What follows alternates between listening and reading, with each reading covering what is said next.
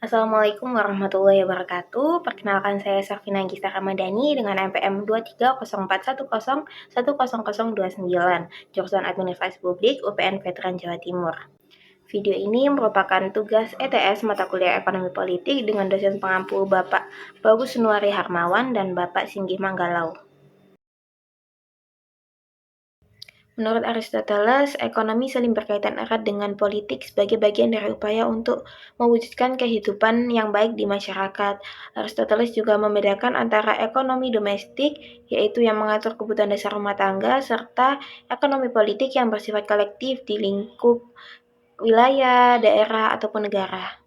Aristoteles juga menyampaikan bahwa ekonomi harus menunjang politik dengan cara mendistribusikan kekayaan secara adil serta mencegah terjadinya kesenjangan antara yang kaya dengan yang miskin. Selain itu, negara juga perlu bertanggung jawab untuk mengolah kekayaannya sehingga dapat dimanfaatkan bagi kepentingan publik. Dalam merkantilisme, seluruh aktivitas ekonomi diatur oleh negara, di mana negara berperan aktif dan dominan dalam mengatur perdagangan untuk mencapai surplus pembayaran serta mengakumulasi kekayaan nasional. Dalam hal ini, negara mengontrol sumber daya yang terbatas, mendorong ekspor, membatasi impor, serta menjadikan ekonomi untuk tunduk kepada politik dan keamanan nasional. Sedangkan liberalisme memandang negara sebagai pengatur yang kekuasaannya terbatas, melindungi hak milik, serta menciptakan lingkungan pasar bebas tanpa campur tangan secara langsung dalam urusan ekonomi. Dalam liberalisme, pasar dianggap sebagai aktor utama yang mengatur dirinya sendiri melalui mekanisme invisible hand atau tangan tak terlihat, dengan perdagangan bebas untuk kemakmuran individu.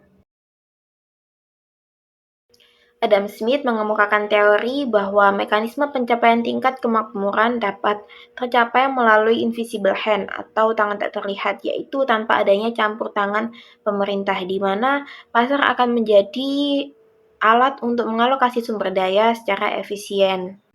Tanpa adanya campur tangan pemerintah, mekanisme pasar seperti permintaan dan penawaran akan mengatur harga sesuai dengan persaingan pasar.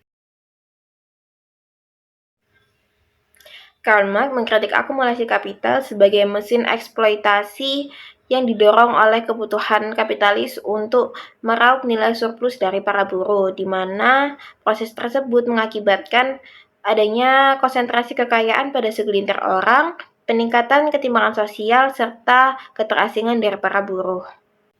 Kapitalis memaksa para buruh untuk bekerja lebih lama atau lebih berat dengan upah yang rendah untuk memaksimalkan keuntungan, di mana keuntungan tersebut akan dinikmati oleh segelintir orang saja, sedangkan para buruh akan memperoleh upah yang jauh lebih rendah dibandingkan dengan keuntungan dari para kapitalis.